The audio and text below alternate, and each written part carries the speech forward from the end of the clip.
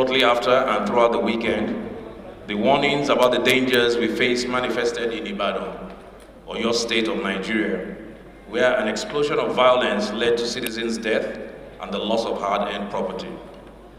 On behalf of the House, I commiserate with the families of those who lost their lives in this most unfortunate incident, and I commiserate too with the government and good people of Oyo State.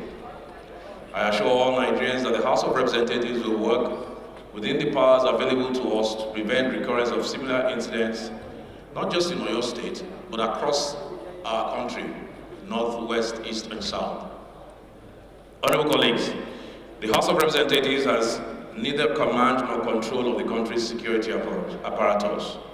We cannot act to deploy men and equipment to gather intelligence, enforce laws fairly, and take all other actions necessary to prevent breakdowns of law and order and the wanton violence that follows its wake.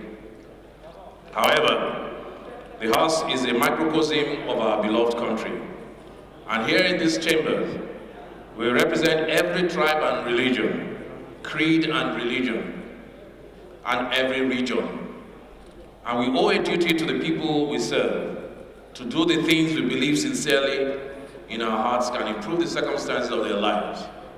Today, we serve that duty by calling on the Nigerian police force to conduct a speedy and thorough investigation into the recent violence in Oyo State, to allow for prosecution and punishment of those who instigated and participated in the killings and destruction of the property. The committees on police affairs and justice are mandated to communicate the House's position to the Inspector General of Police. His Excellency, the President Mohammed Buhari, GCFR, has announced a committee led by the National Security Advisor, Major General Mohammed Babagana, to hold peace and unity consultations across the country. The committee will engage governors, traditional rulers, religious leaders, security agencies, indigenous and settled groups across the states of the Federation to enact resolutions aimed at building an honorable peace in our land.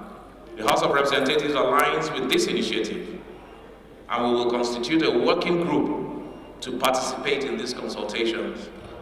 We will work together to examine the cultural, religious, and localized conflicts over land and history that are often at the root of internal security challenges and violent upheavals such as occurred in Oyo State last week and other parts of the country over the years. Finally, I urge all of those who have large followership of people who listen to them and respect their voices to be more circumspect about the information they share, the language they use, and the conversations they enable.